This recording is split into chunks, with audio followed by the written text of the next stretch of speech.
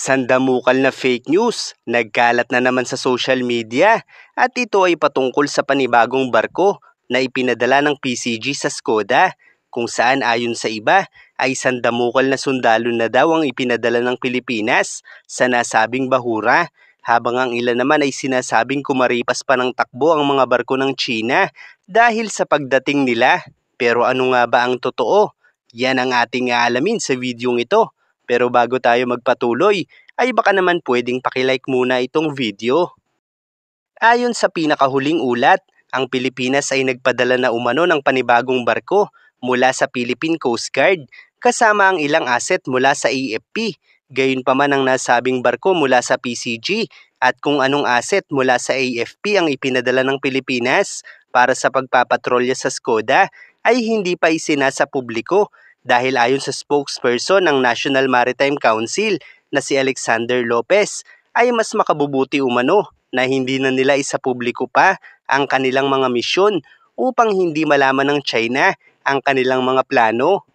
Pero anong mga plano nga ba ang nararapat lamang ilihim ng Pilipinas sa mga misyong ito? Kung iisipin kasi natin, ang misyon ng tanggulan upang igiit ang ating karapatan sa ating mga teritoryo ay mapagtagumpayan ng Pilipinas ang regular na pagpapatrolya sa mga bahurang ito, kabilang na ang pagsasagawa ng mga rotation at resupply mission ng ating Philippine Coast Guard at mga sundalo dahil ang mga misyong ito ang makapagpapatunay na hindi natin pinababayaan ang ating teritoryo. Gaya ng kawalan noon ng presensya ng Pilipinas sa mga bahurang tuluyan ng nasakop ng mga piratang Chino. Kaya't hindi na dapat pang mawala ang presensya ng Pilipinas sa bahurang ito, lalong-lalo na at ang PCG pa mismo ang naglahad sa mundo na may pinaplanong bagong reklamasyon ng China dito. Gayunpaman dahil nga sa napakaraming barko ng China sa bahurang ito at ayaw din naman ng Pilipinas magpatulong sa mga Amerikano, ay masasabi naman nating tama lamang naman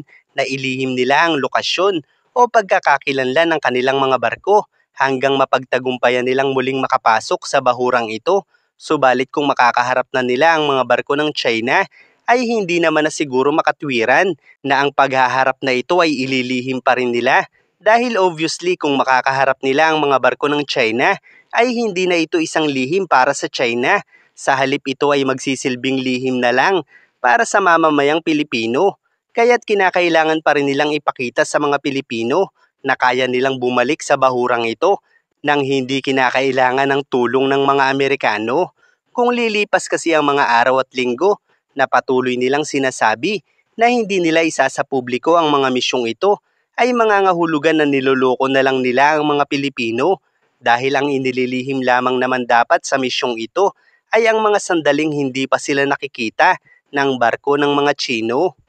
Kaya't kung sinasabi nila na nagpadala na sila ng bagong barko sa bahurang ito simula noong September 16 at magpasa hanggang ngayon ay hindi pa sila nakapapasok sa bahurang ito, ay tila isang linggo na silang nakikipagtaguan sa mga barko ng Chino at sa mga nagsasabing kumaripas ng takbo sa takot ang mga barko ng China dahil sa bagong barkong ipinadala ng Pilipinas sa Skoda ay marahil inililihis lamang nila ang balitang ito mula kay Ray Powell kung saan ayon sa ulat ay nakita umano niyang kumaripas patungo ng Palawan ng isang Chinese Coast Guard vessel at gaya nga ng nasa larawang ito, ang direksyon nito ay hindi patakbo palayo sa barko ng Pilipinas kung hindi tila ay hinabol o inabangan nito ang barkong ipinadala ng Pilipinas. Bukod pa rito ay hindi pa umano nakadetect ng barko ng Pilipinas ang satellite at ang AIS tracker sa Skoda Shoal simula ng lisanin nito ng BRP Teresa Magbanwa.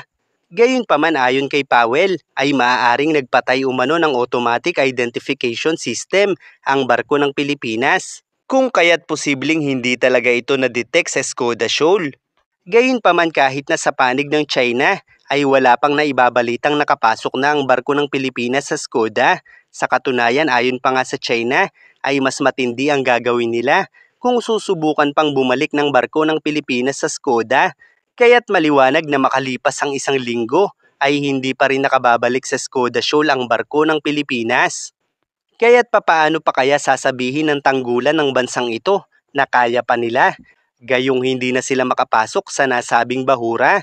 Ayon sa PCG, ang Skoda ay hindi katulad ng Scarborough Shoal dahil marami umanong lagusan ng mga shoal nito kaya't hindi umano ito makukuha ng mga Tsino. Gayunpaman sa kabila ng pagkakaroon ng maraming lagusan ng mga shoal nito, makalipas ang isang linggo ay wala pa ring napapasukang lagusan ng barko ng Pilipinas sa bahurang ito.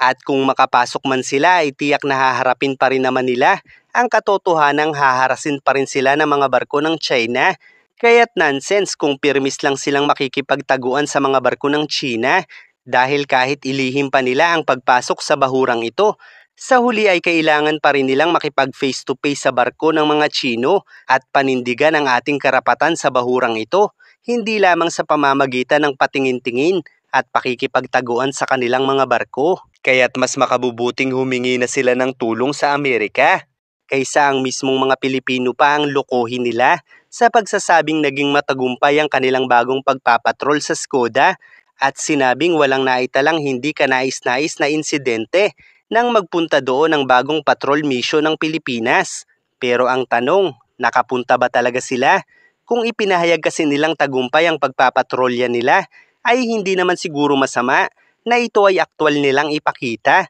dahil para saan pa ang paglilihim nila sa tagpong ito kung kaharap na nila ang barko ng mga Tsino na nangangahulugang epektibo ang kanilang pagpaplano pero dahil nga wala silang ipinapakitang larawan man lang o video ay marahil ang tagumpay nilang sinasabi ay ang kanilang paglalayag malayo sa barko ng mga Tsino na maaaring malayo rin sa Skoda Shoal na pinangangambahang maging panibagong artificial island ng mga Tsino. Ito ang masakit na katotohanang dapat malaman ng mga Pilipino kaysa sa mga bulaang balita na inililihis ang konteksto para lamang pasayahin sa kasinungalingan ng mga Pilipino dahil kung pipilitin lang ng lahat na pagandahin ang mga balita sa kabila ng kabiguan sa pagpaplano ng pamunuan ng tanggulan ng bansang ito ay mananatiling mahina ang ating tanggulan laban sa mga Tsino. Kaya't mas nanaisin kong malaman ng totoo kaysa managinip ng gising habang unti-unting nauubos ang ating mga teritoryo.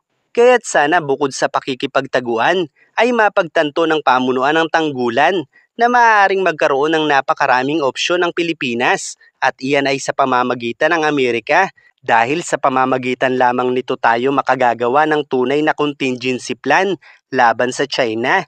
Mga pagpaplanong anuman ang maging tugon ng China ay hindi tayo mawawala ng pinaka-epektibong tugon laban sa mga aksyon nila. Hindi gaya ng mga contingency plan kuno ng Pilipinas na kapag binangga at winaterkano ng China ang kanilang mga barko ay magngangangaw lang ang pamunuan ng tanggulan ng bansang ito lalo pa sa sitwasyong nagutuman na ang kanilang mga kasamahan dahil hindi na nila ito nasuplayan at sa halip ang kanilang naging tugon ay ang pagpapauwi sa barko nang hindi man lang muna nagpadala ng makakapalit nito. Pero dahil nga obvious naman na hindi na kaya ng PCG at AFP na puntahan ang barkong ito, ay pinauwi na lang nila ito sa kasagsagan pa mismo ng bagyo.